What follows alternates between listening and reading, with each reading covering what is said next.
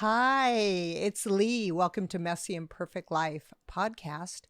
I'm going to ask today that you right now make sure that you have subscribed to the podcast and you've clicked the little bell button so you get a notification every time my podcast drops, because there's a whole new wonderful thing happening in my world that I'm going to start right now with one of the greatest guys in the field, in my perspective. And this is all new in my world, and I want to share with you as I learn what I'm learning so we can do this together, because there is enough of this for everyone. I want to welcome my guest today. I've been introduced to him about a month ago or so, or a little over that, and he has opened my eyes to this Bitcoin world that I had never even really heard the word before. And now I'm knee deep in it, and I want to be covered in it, and I want to throw it all over you guys. So I'm so excited to introduce to you Tillman Holloway. Tillman, welcome. Thank you, Leigh. I'm really excited to be here. It's been great getting to know you over the last month or so, but I think that there's so much synergies between your perspective and our perspective as a Bitcoin community. It's exciting stuff. I couldn't agree more. And what I just want to say to the people listening or watching is, a month ago, if you would have said Bitcoin, I would have said what most people I know around my age or people who aren't familiar with it. Oh, that's that new thing. Oh, I don't know. I'm too old for that. I don't get it. What is it? And all of those things. But I allowed myself to push all of that aside and really open my mind and heart and listen. And what I'm learning is changing my life, and will change yours as well if you choose to put down the limiting beliefs and welcome yourself to it. Would you agree with that, Tillman? Very well said. Yeah, there's a lot of misconceptions in the industry. It's the fastest growing industry that exists, and with that type of a speed and progression, there's a lot of misinformation, and there's a lot of steep learning curves to embark upon. 100%. And I want to say too that if you don't know much, it's easy to start learning. And the more you immerse yourself in it, I just started listening to a podcast. I bought Bitcoin for Dummies, because that's where I'm starting. I'm a little bit of a dummy, but I'm wide open to be filled, right? And when you are, you can get in rather quickly. Absolutely. Now, Yeah. Tillman, go ahead. There's access points everywhere. I mean, like I said, it's the fastest growing industry that exists. So there's more and more access becoming more and more available in more and more ways. And NFTs are a big part of that. That's the reason why we have the mission that we have as NFTglee. So it's about changing people's lives, changing the current power structure, the current market dynamics, and allowing more and more people to participate in something that they will find value in. So what you just said sounds like pig Latin to the people who don't know what the hell's really going on with this world. Some of the terms that they use, like NFT, it's non-fungible token. Yes, non-fungible token. Even that is enough to make people walk away. It's like, why have they created lingo and stuff that doesn't welcome the everyday person? It's a great point. It's because it's a lot of technologists. It's not a marketing company. It's not something that's trying to be sold. It's something that changes the power structure and changes the access points to such a large degree that it sells itself. And so the example I would give you, I know it sounds like pig Latin, like you said, but the example I would give you is how many unbanked people exist on the planet? People who don't have a bank account. I don't know the answer to that. I would think not very many. You're exactly right. It's very, very few people have traditional banking services. So Bitcoin is something that if you have a cell phone. Wait a second. Very few people have bank accounts? Very few people. Oh, I said that very few people would not, because I think no, very few people do. If you talk about the general population of the earth, there's a tremendous amount of unbanked people. So if you go to any developing country, for example, the vast majority of people are unbanked. Wow.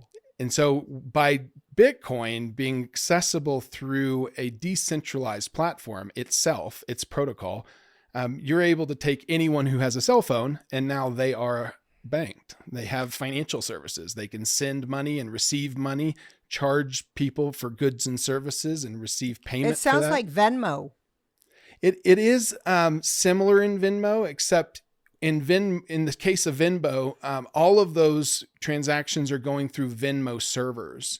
So there's a central point that is the gatekeeper, if you will. So when in Bitcoin, those transactions aren't hosted by any one person or one entity. They're hosted by the entire community, by the network, by the miners, if you've ever heard the term miners.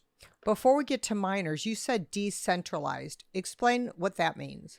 It means there's no single point of failure. There's in any given scalable model. So Amazon, for example, they've done a brilliant job of spreading their servers out across the entire globe. So let's say one of your servers goes down, you still have your website up and running. You still have your e-commerce platform still operating. That's still, though, if you talk about Amazon servers, that's the centralization. So if there's a problem at a macro level within Amazon, then it will most likely be a problem with every one of those servers, right? Whereas in the case of Bitcoin, or in the world of Bitcoin, every person has the right to be a server.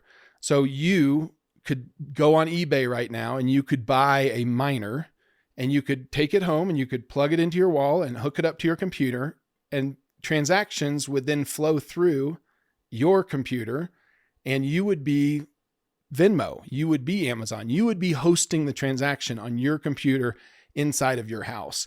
And so millions upon millions of people are doing that. So therefore, you don't have a central company that has all of their servers hosting your content. You have the community doing it in a way that's completely encrypted and secure and has never had a failure. So it's a democratized way of managing that overhead. So the term I've heard, blockchain, that's kind of the platform where it all goes down? No, the term blockchain means very simply this. It's different in each protocol, but let's take Bitcoin, for example.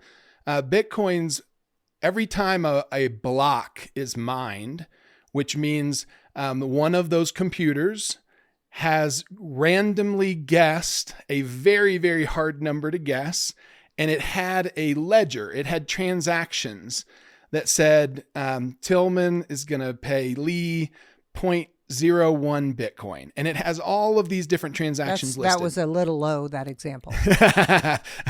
So if all of those transactions check out, okay, if the ledger, if all of the community says, oh, Tillman does have the money to send to Leigh, and Greg's got the money to send to Sam, and the list goes down. And if that ledger checks out, whereas everybody's got the money that they're trying to send in their balance, then that block will be attached to the chain of transactions. The block? So that block of transactions, yep, all those transactions, all of that receipt of all of those send and receive transmissions would be attached to all the previous ones. And so there's a chain of transactions. That's the chain part. And the block is the next link in the chain that gets added. Oh. That's why it's called a blockchain. Okay, that's a blockchain. And what does the blockchain exist on? What's it exists on all of those miners. It exists on all the processing power that the community puts towards it. So it exists with everyone and everything that has Bitcoin. So if you have a cold storage wallet, if you have a hot wallet, if you own Bitcoin, you have the ledger. So I know he's saying words like hot wallet and cold wallet or whatever, but a wallet for me, because I don't have one yet, but I'm going to get one soon. It's something that I subscribe to, or something that I buy, or it's something I can drop and drag onto something. No, it's simply the place where you put digital coins, Bitcoin, for example. Oh, kind of like my own little bank or my own little wallet. Yeah. Yeah. It's an electronic vault. And that exists on the app or something? Where would That that be? exists in many forms or fashions on apps, on web browser extensions, on what they call cold storage wallets, and also on pieces of paper. The interesting thing about how you engage with the blockchain is the blockchain gives you what they call a mimic seed code. And that mimic seed code is between 12 and 24 words. So it's very common words, ball. You don't have to remember that. Cat. You do have to remember that. Oh, shit. That is your password into being able to move that money. Now, how do you remember that? Because I don't remember things, and I write them on a chicken scratch and I lose it. What do you do with that? There are devices that you can buy that are essentially little metal time metal capsules that have little Scrabble tiles that are made out of metal that you can load the words in one by one, and you can build your mimic seed code.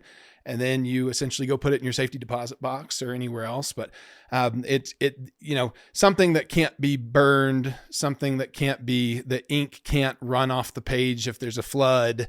That's what you should be thinking about. Once that you kind of logged in with your code, can you just say, remember me, or do you have to put it in every time? You don't have to put it in every time. So the code is only value is if you lose the device, or if you the computer crashes, or anything. So you have devices like apps that you're going to be using as the interface to manage your money. So as long as you have that app, but let's just say you lost your phone and you remotely wiped your apps off your phone. Well, then you would buy another phone and you would download the app and you would pull up your words and you'd type them in, and your money in your wallet would be access to it. Now, if it's decentralized and the community kind of runs everything and everything's transparent, when people talk about something crashing, is there anyone held responsible or anyone that's going to have everyone's backs? If something, I don't know what that means. What are you referring to as crashing? Well, sometimes I hear something's going to crash, and when it does, people lost all their money. So there are lots of protocols, and they've all crashed except for one, and it's Bitcoin.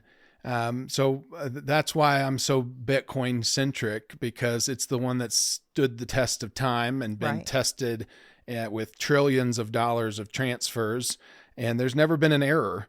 And it's been around for, going on 13 years. So for me, Bitcoin seems like it started yesterday, but for you, how long have you been in it? I've been in it for a long time, almost a decade. It's been... Didn't it just start in 2009? 2009. With a Japanese fellow's name, but nobody really knows who it is. Was it an anonymous fellow? It's a fake name. It's just a character that essentially was built to represent the founder of Bitcoin. There's Toshi Yamagata or something. Yeah. So it's there's a lot of conspiracy theories about whether it was a real person or whether he's dead, or you can go down a lot of rabbit holes there. The important thing is but it's relatively new. Well, I mean, it's relatively new compared to traditional finance, for sure. It's the newest sector, but it's over a decade old without a failure. It's the most ingenious mechanism to keep accurate ledgers that's ever been devised. And when you talk about all the other cryptos, there's my biggest problem with cryptocurrencies today is that there's not a lot of fair and equitable distribution of the coins. So if you look at Ethereum, if you look at Cardano, they all have foundations, they all have founders that started it, and they carved out a chunk of that currency for themselves. Bitcoin, that didn't take place. Bitcoin was mined. And so you can say a lot of things about mining. I understand it at a level that it's the most efficient way to inflate a coin, Bitcoin, into existence. So it's the fair way of distributing it. So instead of there being favors and based upon who you know and how much you know, you being able to get allocation, You have to put a computer plugged into the wall and pay the electricity bill just like everybody else. And or you have to buy it from one of those people that are producing those Bitcoin. So the Bitcoin gets created by the miners, and then people who want to buy the Bitcoin have to buy it from a miner. That's the original source of where all the Bitcoin come from, right? And so if you talk about the fair and equitable distribution of the Bitcoin that exists, there's no way you own a Bitcoin unless you mined it, bought it, or stole it. So you can't say that about any of the other ones. Oh. So, earlier we talked about NFTs, non-fungible tokens. So those are worth money. They exist online and they can increase in value, right? There's a peer-to-peer marketplace that allows anyone that owns an NFT to sell it in a trustless way, and it allows anyone who wants to buy an NFT to make an offer on an NFT and or buy it if it's for sale, and in a trustless way. So it's like eBay, but for digital goods and services. And so if I can, an NFT, it's important to talk about this for a second so I can explain what it is. So why it's called a non-fungible token is because, like Bitcoin's a fungible token. And what do I mean by that? I mean that you can't tell one Bitcoin apart from another Bitcoin. Okay. They all are the same. All they are is is either a credit or a debit on a ledger. Okay. Whereas a non-fungible token, an NFT, is the exact opposite. Every single one is unique. Everyone is it's numbered in a serial set. So if I print NFTs, or if I mint NFTs and I mint 1,000 of them, there's going to be number 1, number 2, number 3, number 999, and number 1,000. And so because of that, that is the reason why it's called the non-fungible token, because they're non-fungible. There's not one that's equal in value to another. They all have their own unique value, just like a piece of art has their own unique and just piece like of value. humans. Just like humans. Yeah. So every single NFT has an owner, and the buyers have direct access to that owner. And so if I like the content that's behind the NFT, if I like the brand that is behind the NFT, then I'm going to want to associate my brand with that in some form of ownership. And that's where it's a beautiful way for consumers to have a piece of brands that show who they are. It's a better representation of who someone is to see a collection of their NFTs than to go on their social media sites and look at their pictures. So for me, that was awesome. So for me, as I move forward, moving my podcast, this podcast, onto a Bitcoin with an NFT kind of feel, right? Or whatever attached to it, then how can my community, what I love about it is not only does it build community, but it lets people be a part of the movement, a part of what you're doing. And how is that so exactly? Would you just talk a little bit about that? Yeah, so it's through a mechanism that a lot of people refer to as Web3, if you've heard that before. But Web3 just means it's authenticating you in a much more secure way than a username and password. That's the way I describe it. So you know how every website you use right now, your username and password is what gets you access to the services behind the homepage. Yeah. In Web3, your authentication is not a username and password. It's an NFT that you own in a wallet. So when you, instead of saying, username and password, log in here, it's all future websites are going to say connect wallet. And when you connect your wallet, the things you own in that wallet are going to load the content of your page. And it's going to be essentially your direct to market consumer-based platform. So it's going to be individually tailored to every person. So the NFT I have will be my NFT, but the things that I can share with my community, those are tokens?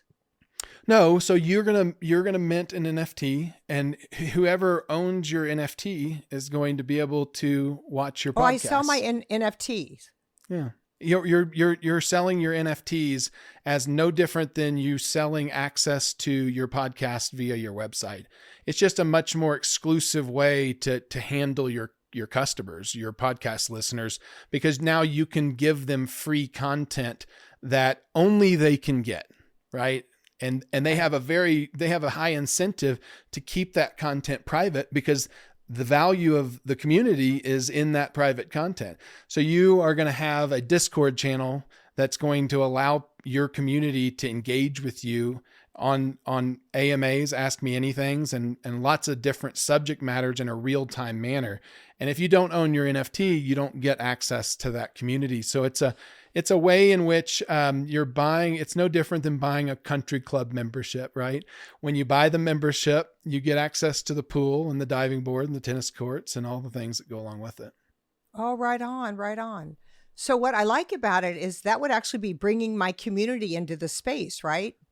Because It they'd would be be giving them buying. something of value as well. So there, instead of, let me give you an analogy.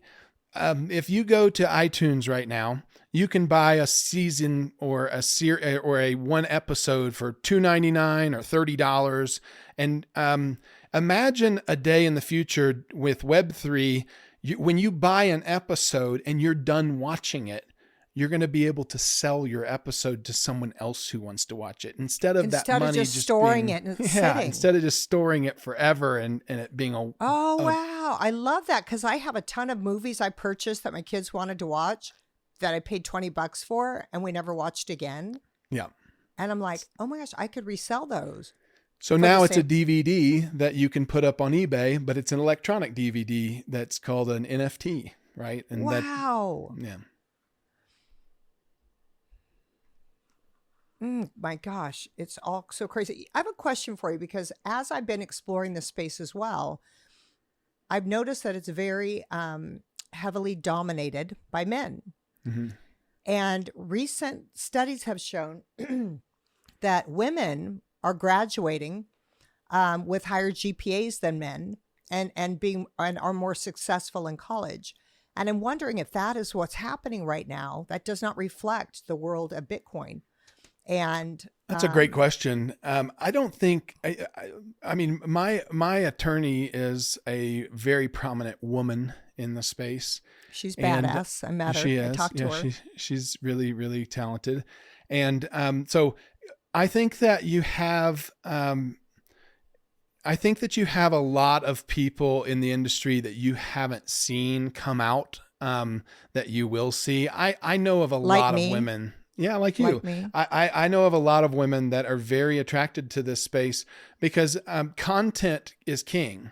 And if you're putting content out and you have a following, a fan base, this is a much better way to engage with your fan base, right? It's no different than an additional inner circle of your existing, fan club. So it's a more certifiable, more authentic, more closed network with direct transactional throughput capabilities. And I know a lot of celebrities that are giving NFTs to their fan base because it's just a way to increase the goodwill between the content creators and the content consumers. I'm actually looking forward to doing that when I get my NFTs is giving them to my top fans at a super low discounted rate. So when I'm not sure how to quite say it, but I don't know if it's like in April when there's an announcement, it'll be worth more and then they can cash it out, or they could hang on to it and let it keep growing. Well, I just look at it as a way for people to support you and to have something more than just a pat on the back. There's a lot of crowdfunding efforts out there that are helping content get to market.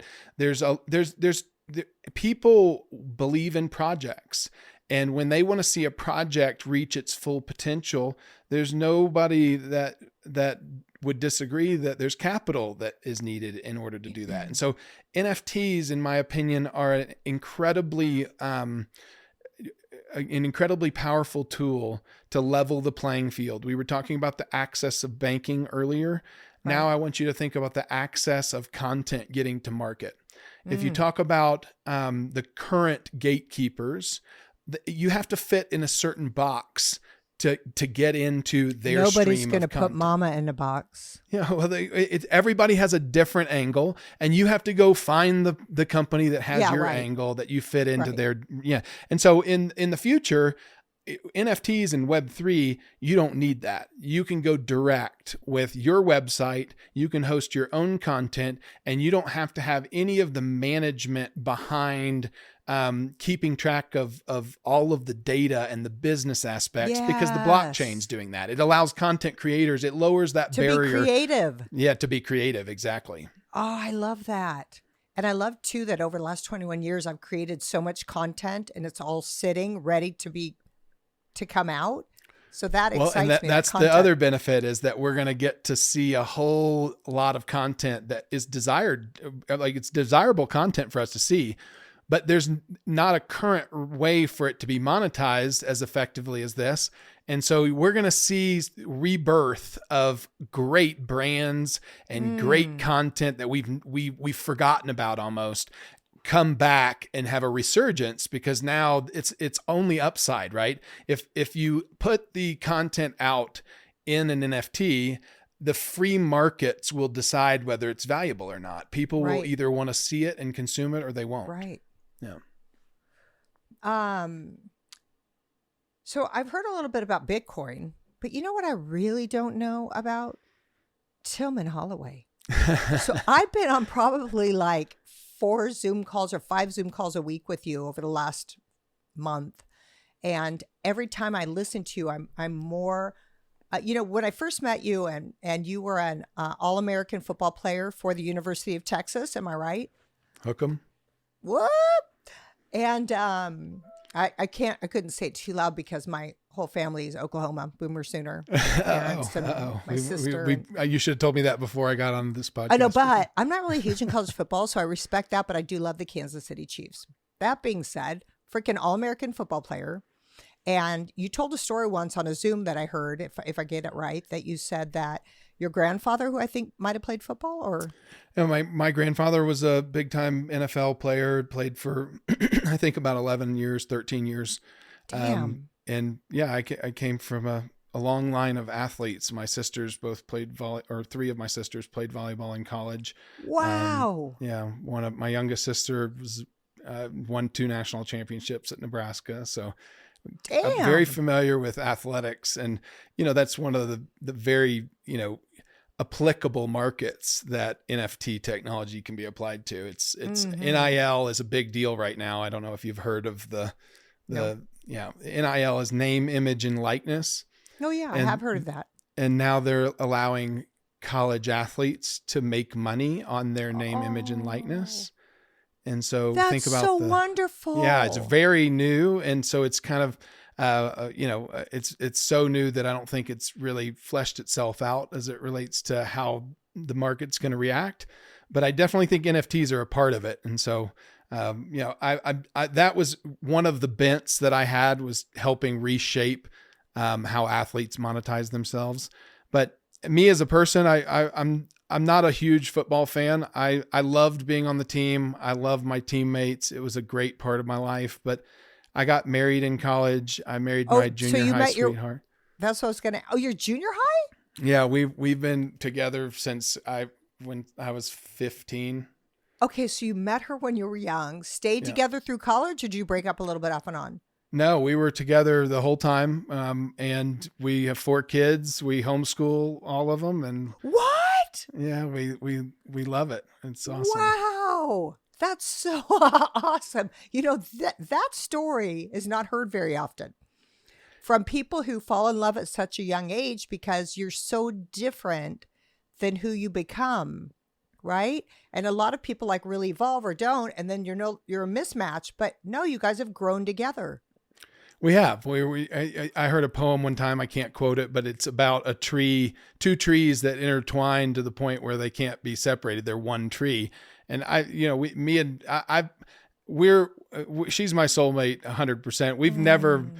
We've probably spent a half a dozen or a dozen nights apart from each other, and we've been married for 18 years. So I don't know how great that part is, but no, I mean, that's we're just real simple. We love traveling together. We go on lots of trips, and that's so beautiful. Life. But of course, because we're humans, there's conflict, and there's always especially mess. With kids. Yeah, there's always mess. And what I love about my podcast is, that life is messy and imperfect. And what I love about your slogan with Bitcoin is Bitcoin fixes everything, right? Yeah. So for my audience as I go, right, talking about the mess and what we learned from it and how we're using it for good now, how do I say Bitcoin fixes everything? Why is that? Well, I think if you look at the banking system, if you look at the content promotion distribution systems, if you look at the areas that we've been talking about, there's a lot of issues. There's problems. I mean, the fact that we can send an email on a Sunday, but we can't send a wire transfer on a Sunday. I think that's friction that should be removed in a free market. Like, I think capital should be as free flowing as possible. And right now, you have payment and settlement being two separate aspects of financial process. And with the blockchains, Bitcoin, you have one. So when you pay, you also settle. So there's no bounce checks. There's no credit card fraud. There's no issues that exist in our current system.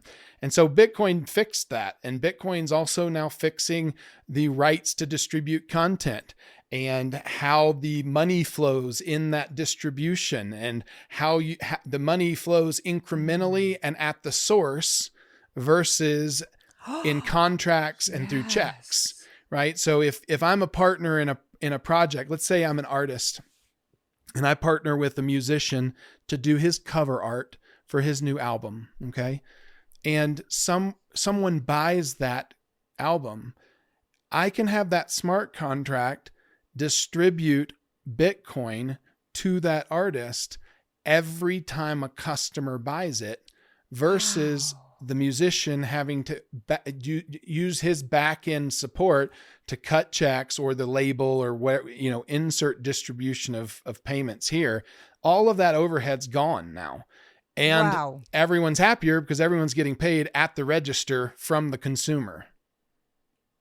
Wow. So it really eliminates, I don't want to say agents, and I'm just thinking in Hollywood, because by the time my husband would finish a job, the check would be taken out from his agent, his manager, his money manager, the government. And it was like half of what the big exciting paycheck was, what we would get. So it doesn't remove the need for all of those peripheral services. What it does is it changes how the money flows. Everyone gets paid at the exact same time versus it flowing and there being delay and there being risk in not being paid.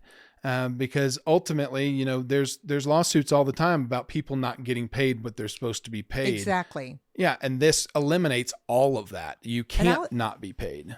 And I was actually thinking more along the lines of you have to have an agent to talk to someone, to promote your thing, to do this, to bring you in, but you can bring yourself in Bitcoin. You can. And if you have a strong enough brand, you're still going to listen, everybody has to, I believe you have to be good at what you're good at. And you have to have people around you that are good at other things in order to make anything big and successful.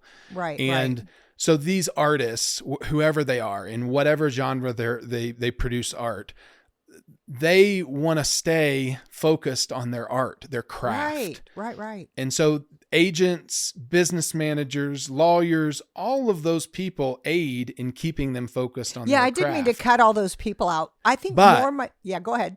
it changes the power structure Yeah. to where people who, I have a lot of athlete friends who have been taken advantage of by agents, and for example, and not been paid on deals that they should have been paid on. And so it just takes the risk out of it. It doesn't, it doesn't mean that they're not needed to make the project as successful as it can be. There's just no messing around with it. There's no messing around with the money. The money goes to everybody the way that it's supposed to go. And there's never any real world issues that pop up that keep that from happening. Ooh, so you'll never hear, oh my gosh, he had $1 million deal, never saw a penny of it, That's because exactly everyone's going to see, and he's going to get, no one can mess with it. That's exactly right. And that's also one of the strengths of, from a consumer perspective. If I really love somebody and I want to support their brand, right? If I think they're the funniest comedian and I really just love watching them, then I get now to contribute directly to them in a way where they see me. Right. They know, because I'm now in a community where I've got proof of ownership. And so it's a better experience on both sides is the bottom line. And that's why it's being used. And that's why it's being so disruptive right now. So a quick question. I'm just creating a membership site with 3 different tiers that people get me. So I'm just going to have a set thing. Now, is that something that I can, since I'm kind of coming into, I am in this space right now, in the Bitcoin space, is that something I can matriculate into the Bitcoin space and make it Absolutely. part of my... Yeah. So what I like to tell people, NFTs are a great additional layer to go to market with. It doesn't have to impede upon your layer 1, layer 2 revenue sources. It doesn't have to change your existing universe. It can be as simple as just taking content that you would traditionally push out on your social media and pushing it out on your private channel and letting people tune into that channel through the ownership of an NFT. And that content is now yours. It stays with you. It's not being monetized for the purposes of Bitcoin's balance sheet. TikTok's balance sheet or YouTube's balance sheet or any of the other medians of exchange. Wow. It's being monetized for your benefit, and it's not needed. It's putting the artist back in charge of their money, their career, Correct. Their creativity. Because so often when they do share their stuff, they lose the rights to it, right? Because whoever says, everything's ours is ours. Everything we put on ours, we own. Or it plays itself out, and it's saturated itself, and it loses its appeal to keep the same shelf space on the distribution site that it once had, right? It's no different than a grocery store. That shelf space is incredibly valuable. If I go to netflix.com and whatever shows up on my homepage right in front of my 2 eyes is most likely going to be the thing that I try to watch first, right? If it fits the bill. Mm-hmm. And so you're downgraded on every platform as a natural, part of aging that content. In this regard, you actually have value that is in the community of being first, right? So the content that you produce first, right. If I'm trying to prove my super fan status for, celebrity X, Y, and Z, right? If I'm a Swiftie and I love Taylor Swift, do I want to be fan club member number 1, or do I want to be fan club member number 10,000? 1. And so there's like a ranking system now that I get to show how passionate I am about a project as a consumer, right? It really gives like another layer of community and involvement with the fans, where they are really a part of it. Oh, that's really awesome. And I was thinking too with with nonprofits, that'd be gorgeous, because so often people give money to the nonprofit and it stops there. But to be able to have an NFT that you own something and that you're invested in it. And I like even the idea of somebody paying for an NFT at a certain level where they can actually have a voice in or be part of picking the next logo or what saying they like better, or, whatever it is, kind of just being more involved in the actual charity that they love. Well, that's an interesting, number one, it becomes a collectible where if I want someone to know what type of person I am and what I support with my hard-earned dollars, and promote good causes that are out there. Now it's going to be as simple as going to my NFT wallet and looking at the charity NFTs that I've purchased, right? And now I can see Tillman's purchased, the last 15 years in a row, he's purchased this charity. He must really think that's special, right? It's a vote of confidence that has a historical record attached to it. So it's like a social scoring for charities. And the better the charity is and the more impact they're making per dollar that is given, the more that's going to be able to be exposed and identified by the consumers, and the higher those NFTs, the more dollars will be raised because there's a trust level there, right? So that brings a whole new thing for nonprofits, the sense of community and to be a part of the actual movement. Absolutely. Oh, that's gorgeous. Okay, we're going to switch over to, I have a question for you. What is your Tillman's biggest joy in your life right now? My faith and my family, 100%. I'm very content, and I want to help people. I think that there's a really brave new world that's in front of us that is very exciting. And so exciting. I think that, the more people that get involved, the more exciting it becomes. And so I'm excited about bringing, from a professional perspective, that to a full realization. But what makes me excited and happy is to go skiing with my kids and to hang out with them and to go on date night with my wife and, it's and make life. Out after. How old are your kids? My oldest is 16 and my youngest is 9. Oh, wow. Yeah. My oldest is 22. My youngest is 10. Okay. Yeah. So I think I started a little bit later than you guys. What's your biggest heartache or struggle? I think that I didn't tell you that question before, so I appreciate you. My heartache and struggle is trying to be everything to everybody, and wearing all the hats that you have to wear as a dad, as a boss, as an entrepreneur, as all of the different things. I think that there's so many hours in the day, and it's hard to remember to slow down, and it's hard to remember that it's not a race, and to not, it's always a great thing to work hard and to accomplish things and to reach for, levels that you you couldn't have reached for in the past. Cause I think that's personal growth. I think that's what we're all designed to do as human beings, is to become better. But I also think that there's a balance in life that's sometimes lost in there, which is to really stop and smell the roses. I mean, it's as simple as that. Like, really be present in the moment. That's it. The presence is the biggest gift we can give ourselves or another person. And that's where magic happens. Yeah. And I remember the first time I had 5 kids, and it was very chaotic, and twins, and my estranged husband was traveling a lot. And I just remember, my kids a lot of the time were talking to my back in the car or my back at the computer, or if I was making something. And then I just remember, as I started learning about mindfulness, one day, my son, Sergeant, came up to me. He's probably 5. And he's like, "Mommy, can I ask you something?" And he had the cutest little scruffy voice. And he was talking to my shoulder like normal. And I put my stuff down and I turned around. I squatted down eyeball to eyeball with him. And I said, "What do you want to tell me, Sergeant?" And he was like, I mean, it was like the sweetest little, he was so like, having all of me was overwhelming for him because he's talked to my left shoulder for so long. And it was the most beautiful thing.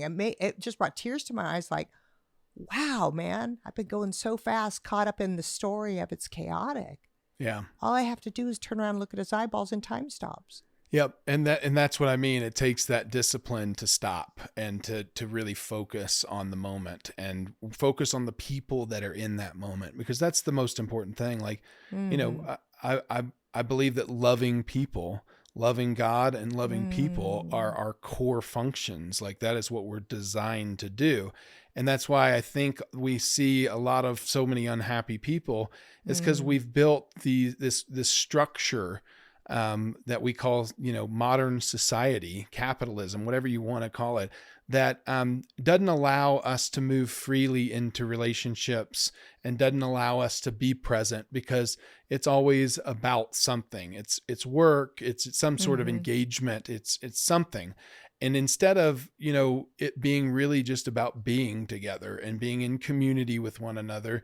And I see that, on every level, even the churches are hard. It's hard pressed to find a real community where those Mhm. people are not only going to church on Sunday together, but they're eating throughout the week together and their kids are friends and playing together. Mm. That part of life I think is missing. And when you don't have that opportunity to love well and to be in community and to see the needs that are in that community and help fulfill those needs, I think we're robbing ourselves of the joy that, That's right in is front of us. life. Yeah. Yeah. Um, and what I found is that right now we're living in a fearful world Yeah. because people themselves are in fear. Amen. So Yeah. when you're holding crazy ass thoughts here that are spinning out of control, I think we have like 70,000 a day. Most are negative, the same ones as yesterday.